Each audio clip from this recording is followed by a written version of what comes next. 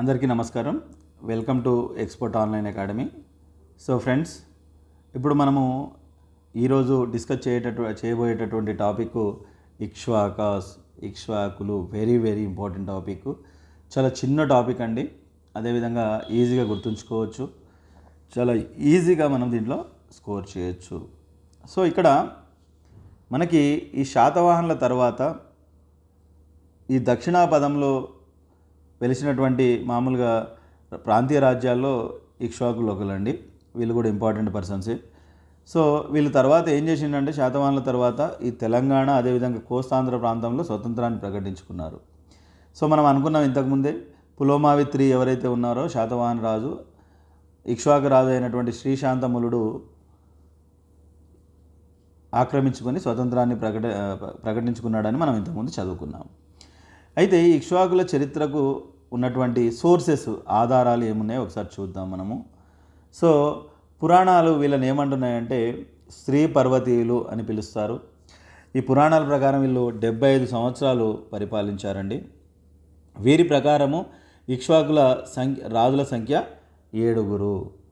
అదేవిధంగా శాసనాల ప్రకారం మాత్రం పాలకులు ఎంతమంది అండి?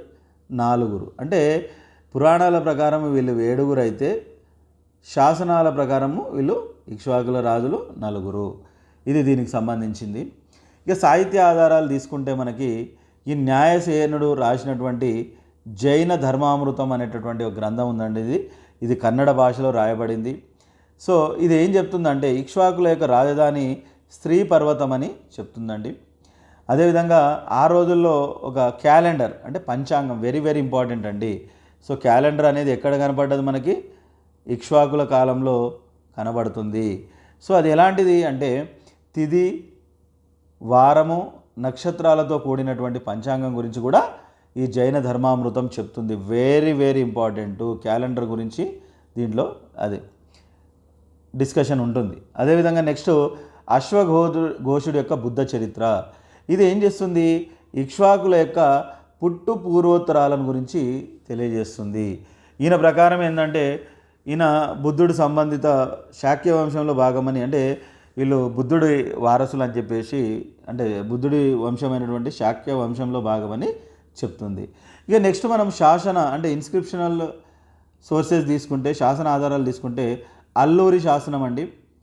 ఇప్పుడు దీని ప్రకారం ఏంటంటే ఇక్ష్వాకులు శాతవాహనుల యొక్క సామంతులు అని చెప్తుంది. అదేవిధంగా నాగార్జునకొండ శాసనం ఉంది. ఇది వాసిష్ఠిపుత్ర శ్రీశాంతములుడు విజయపూర్లో రాజ్యస్థాపన చేశాడని ఇది చెప్తుంది. అదేవిధంగా గుమ్మడిదర్రు శాసనము, ఇది స్త్రీ పురుషుల పేర్లను తెలియజేస్తుంది. ఇది గుమ్మడిదర్రు. మంచి కళ్ళు శాసనం, వెరీ వెరీ ఇంపార్టెంట్ ఇది ఇక్ష్వాకుల యొక్క పతనాన్ని తెలియజేస్తుంది. డిక్లైన్ ఆఫ్ ఇక్ష్వాకాస్ని తెలియజేస్తుంది. అల్లూరి శాసనం ఏం చేస్తుంది అంటే ఇలా యొక్క దానాలను, వీళ్ళు చేసినటువంటి దానాలను తెలియజేస్తుంది.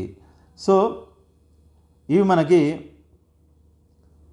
దీనికి సంబంధించింది. ఇక మీకు ఇవి తెలుసు.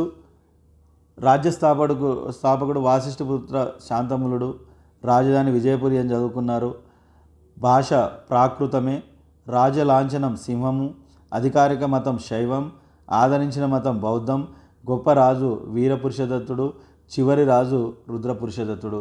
ఇది జాగ్రత్తగా ఒక దగ్గర నోట్ చేసుకొని చదువుకోండి. సో వీళ్ళ యొక్క పొలిటికల్ హిస్టరీని చూస్తే, అంటే రాజకీయ చరిత్రను చూస్తే ఒకసారి చూడండి. మనకి ఫస్ట్ రాజు ఎవరంటే వాసిష్ఠిపుత్ర శ్రీశాంతములుడు. ఇందులో చాలా ఇంపార్టెంట్. ఈయన రాజ్య స్థాపకుడు, ఫౌండర్ ఆఫ్ ద డినాస్టీ. ఈయన విజయపురిని క్యాపిటల్గా చేసుకొని రూల్ చేశాడు. అదేవిధంగా మహారాజ బిరుదును తీసుకున్నటువంటి వ్యక్తి. ఈయన వైదిక అండ్ పౌరాణిక మతాలను రెండింటినీ ఆదరించాడు. అదేవిధంగా అనేక అశ్వమేధము, అగ్నిష్టోమ, అగ్నిహోత్ర, వాజపేయ వంటి యాగాలను చేశాడు. వీటికి సంబంధించి నాగార్జునకొండలో కొన్ని యజ్ఞవాటిక అనేది మనకు బయలుపడింది. ఇతని బిరుదులు ఏమేమి ఉన్నాయి? శత సహస్ర హలదాత, అంటే నాగళ్ళను దానం చేసినాడు. మహారాజా, మహాదానాధిపతి. సో ఇలా మనకి ఇతనికి సంబంధించినటువంటి బిరుదులు. ఈయన ఏం చేశాడు? శత సహస్ర హలదాత, అంటే నాగళ్ళను దానం చేశాడు రైతులకి. ఈయన వ్యవసాయాన్ని అభివృద్ధి చేయడం కోసం ఏం చేశాడు? బంగారు నాణ్యాలు, గోవులు, నాగళ్లను దానం చేసినట్టుగా మనకి తెలుస్తుంది. ఇది వెరీ వెరీ ఇంపార్టెంటు. వ్యవసాయ అభివృద్ధికి ఇవన్నీ తను చేశాడు కాబట్టి చాలా ఇంపార్టెంట్ అండి. నెక్స్ట్ ఇంకో రాజు మనకి మాటరి పుత్ర వీరపురుషదత్తుడు. ఇతను ఇక్ష్వాక వంశంలో గొప్పవాడండి, వీరపురుషదత్తుడు. సో ఇతని గురించి తెలియ శాసనాలు నాగార్జునకొండ, అమరావతి, జగ్గయ్యపేట, ఉప్పుగుండూరు, అల్లూరు. సో ఇది మనకి తర్వాత ఈయన ఏం చేశాడంటే మొదట వైదిక మతాన్ని ఆచరించి తర్వాత బౌద్ధాన్ని స్వీకరించాడు. సో ఇతని కాలాన్నే గోల్డెన్ ఏజ్ ఫర్ బుద్ధిజం అంటే బౌద్ధ మతానికి స్వర్ణయుగంగా పిలుస్తారు. ఇది వెరీ వెరీ ఇంపార్టెంట్, చాలా జాగ్రత్తగా మనము ఇది గుర్తుపెట్టుకోవాలి. అదేవిధంగా మేనత్త కుమార్తెలను వివాహం ఆడేటటువంటి సాంప్రదాయము ఇతని కాలం నుండే ప్రారంభమైంది. ఇది కూడా ఇంపార్టెంటేనండి. అదేవిధంగా ఇతని కాలంలోనే స్త్రీ పర్వత విద్యాలయం స్టార్ట్ అయ్యింది. ఇది కూడా ఇంపార్టెంటు. సో ఇవి చాలా జాగ్రత్తగా గుర్తుపెట్టుకోవాలండి. నెక్స్ట్ మనకి యాహువల శాంతములుడు. ఇతని కాలంలో దక్షిణ భారతదేశంలో ఏమైంది? సంస్కృత శాసనాలు వేయడం ప్రారంభమైంది. వెరీ వెరీ ఇంపార్టెంట్ అండి ఇది. సంస్కృత శాసనాలు ఇక్కడ నుంచి స్టార్ట్ అయినాయి మనకి. అదేవిధంగా ఈయన ఒక శివాలయాన్ని నిర్మించాడు.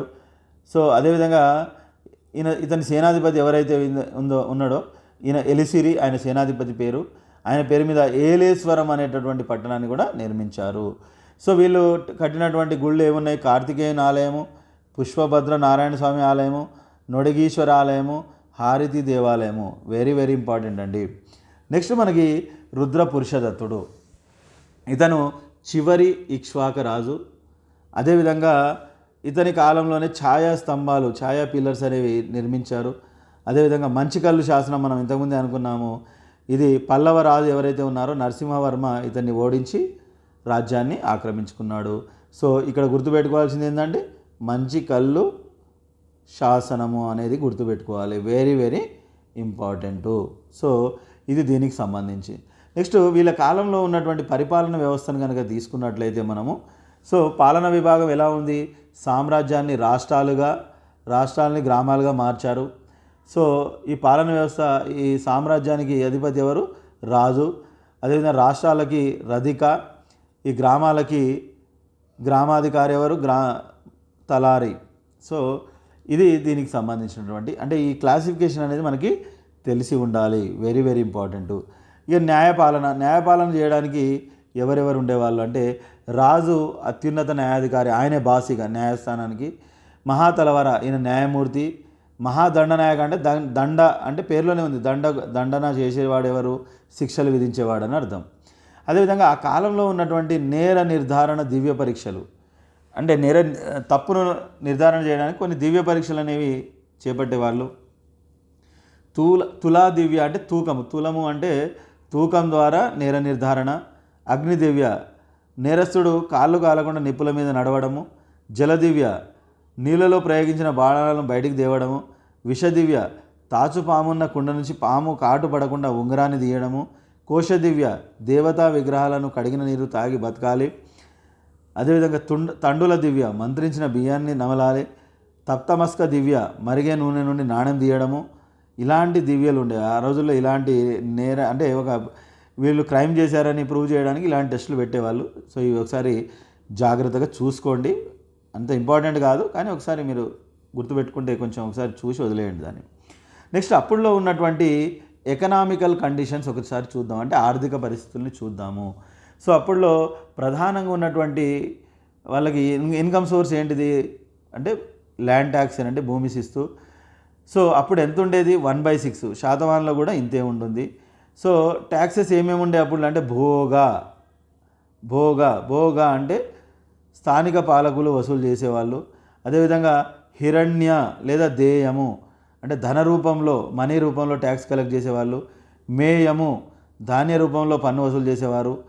అదేవిధంగా కర అంటే professional tax. Very very important అండి, ఇవి గుర్తుపెట్టుకోవాలి.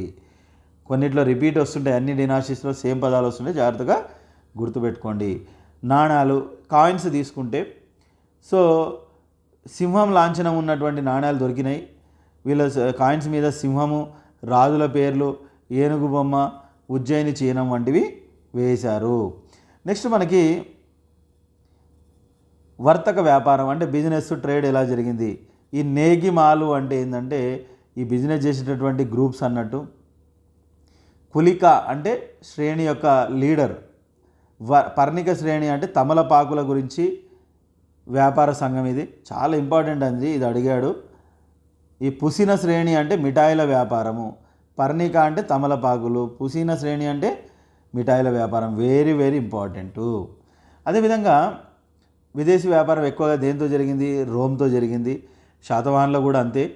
సో ఎట్లా తెలుస్తుంది? అప్పుడున్నటువంటి కాయిన్స్ని చూస్తే మనకి తెలుస్తుంది.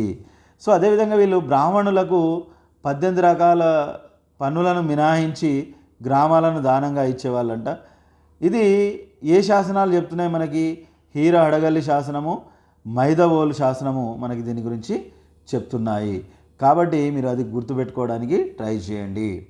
నెక్స్ట్ ఆ కాలంలో ఉన్నటువంటి మత పరిస్థితులు, అంటే ఆ కాలంలో ఉన్నటువంటి రిలీజియస్ కండిషన్స్ ఎలా ఉన్నాయో ఒకసారి మనము చూద్దాము.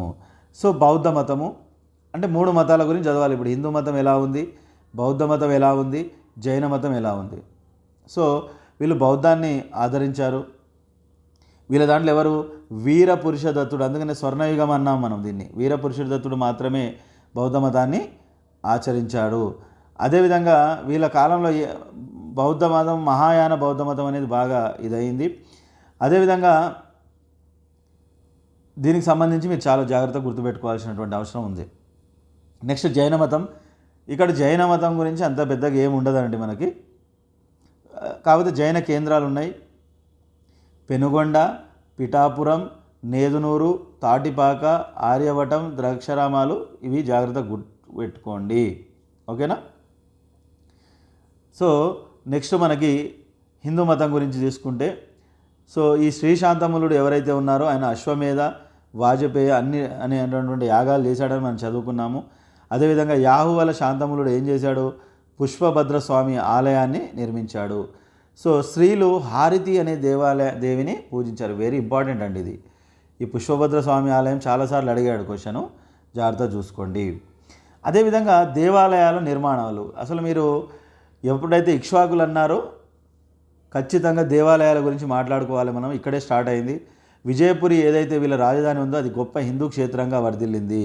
ఇక్కడ హిందూ దేవాలయాల నిర్మాణం జరిగింది. అవి ఏమేమి ఉన్నాయో ఒకసారి చూద్దాం మనం. ఈ పుష్పభద్ర స్వామి ఆలయము ఇది గజపుష్ట ఆకారంలో ఉంటుంది. ఎవరు? ఈ యాహువల శాంతములుడు ఎవరు ఉన్నారో అతని యొక్క పట్ట మహిషి ఎవరు ఉన్నారో 2వ వీరపురుషోత్తముడు దీన్ని నిర్మించారు. అదేవిధంగా అష్టభుజ నారాయణ స్వామి.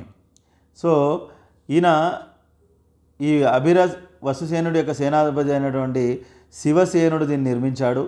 సో ఇది వైష్ణవ ఆలయము. అదేవిధంగా కార్తికేయ ఆలయము, హారతి ఆలయము, ఇది మాతృదేవత ఆలయం. ఇది ఎక్కడ ఉంది? నాగార్జున కొండలో ఉంది. ఇవి చాలా జాగ్రత్తగా మనం చదువుకోవాలండి. పుష్పభద్ర, అష్టభుజ, కార్తికేయ, హారతి. సో జాగ్రత్తగా చూసుకోండి. అదేవిధంగా లిటరేచర్, ఆ కాలంలో ఉన్నటువంటి లిటరేచర్ ఏముందో ఒకసారి చూద్దాం మనము. సో మొదట్లో మనకి అఫీషియల్ లాంగ్వేజ్ ఏంటంటే ప్రాకృతము. తర్వాత 4వ శతాబ్దం నుండి మనము అనుకున్నాము సంస్కృత శాసనాలు అనేవి వచ్చాయి. సో ఇది దీనికి సంబంధించి. అదేవిధంగా ఎలిశ్రీ ఎవరైతే ఉన్నారో ఈ ఎలిశ్రీ చేసినటువంటి ఈ సర్వదేవ శాసనం కూడా సంస్కృత శాసనమే. సో అదేవిధంగా ధాన్యకటకము అంటే అమరావతి, నాగార్జున కొండల్లో అనేక విశ్వవిద్యాలయాలు అనేది కన్స్ట్రక్షన్ చేయడం జరిగింది. అదేవిధంగా శ్రీలంక, నేపాల్, టిబెట్ మొదలైన దేశాల నుండి ఇక్కడికి వచ్చేవాళ్ళని చదువుకోవడానికి ఈ ఉద్యోతనుడి యొక్క కువలయమాల అనేటటువంటి గ్రంథం చెప్తున్నాడు. చాలా ఇంపార్టెంట్ ఇది. సో ఇవి 2 మీరు గుర్తుపెట్టుకోవాలి. అదేవిధంగా వీరి శాసనాల్లో ఖగోళ విజ్ఞానము, వైద్య, గణిత సంబంధ అంశాల ప్రస్తావన కూడా ఉండేది. ఇది దీనికి సంబంధించింది. ఇదిగా ఆర్ట్ అండ్ ఆర్కిటెక్చర్ తీసుకుంటే, సో ఆగమ శాస్త్రాలు ఏవైతే ఉన్నాయో వాటి ప్రకారమే దేవాలయాల నిర్మాణం జరిగేది. సో నాగార్జునకొండలోని దేవాలయాల్లో గర్భగుడి, అంతరాలము, మంటపము, ధ్వజస్తంభము, ప్రాకారం అనే విభాగాలతో నిర్మితమవుతుంది. సో ఇది అదేవిధంగా పౌరాణిక ఇతిహాసాల గాథల శిల్పాలతో ఇదైనాయి. అదేవిధంగా ఈ అమరావతి శిల్పకళ ఏదైతే ఉందో ఈ ఇక్ష్వాకుల కాలంలో చాలా హై పీక్స్కి వెళ్ళిపోయిందంటే, అంటే బాగా ఉన్నతంగా మారింది. సో ఈ జగ్గయ్యపేటలో ఉన్నటువంటి మాందాత శిల్పకళ వీరి కాలి నాటడం శిల్పాలలో అతి ముఖ్యమైనది. వెరీ వెరీ ఇంపార్టెంట్ అండి ఇది. ఈ మాందాత శిల్పకళ శిల్పం ఏదైతే ఉందో అది చాలాసార్లు క్వశ్చన్లు అడిగాడు. మీరు ఎక్కడైనా ప్రీవియస్ క్వశ్చన్ చూడండి. ఇది ఎక్కడుందండి? జగ్గయ్యపేట. ఇది ఎవరి టైంలో ఉన్నది? ఇక్ష్వాకుల టైంలో ఉన్నది. సో ఇది మనకి ఇక్ష్వాకుల గురించి చాలా జాగ్రత్తగా నేను ఇప్పుడు జస్ట్ ఒక 15 నిమిషాల్లో చెప్పినటువంటి టాపికే, కానీ మనం ఒక 2 నుంచి 3 మార్కులు ఈజీగా మనం దీని నుంచి ఎక్స్పెక్ట్ చేయొచ్చు. సో హిందూ దేవాలయాల నిర్మాణం ప్రారంభమైంది. సో చాలా జాగ్రత్తగా మనం చూసుకోవాలి. అదేవిధంగా హిందూ దేవాలయాలు ఏమేమి ఉన్నాయనేది ఒకసారి జాగ్రత్తగా చూసుకోవాలి. సో అదేవిధంగా వీరి కాలంలో ఉన్నటువంటి ఈ అమరావతి శిల్పకళ ఏదైతే ఉందో అది ఉన్నత స్థాయికి చేరింది. ఇలాంటివి మనం చాలా జాగ్రత్తగా మనం చూసుకోవాల్సినటువంటి అవసరం ఉంది. సో థ్యాంక్ యూ అండి. అందరూ కూడా కొంచెం ఈ ఎక్స్పర్ట్ ఆన్లైన్ అకాడమీ ఛానల్ ఏదైతే ఉందో అందరూ కూడా దీన్ని సబ్స్క్రైబ్ చేసుకొని మీరందరూ కూడా మీ ఫ్రెండ్స్కి షేర్ చేయండి. అదేవిధంగా దీనికి సంబంధించినటువంటి అంశాలు మీరు రెగ్యులర్గా ఫాలో అవ్వండి. Thank you.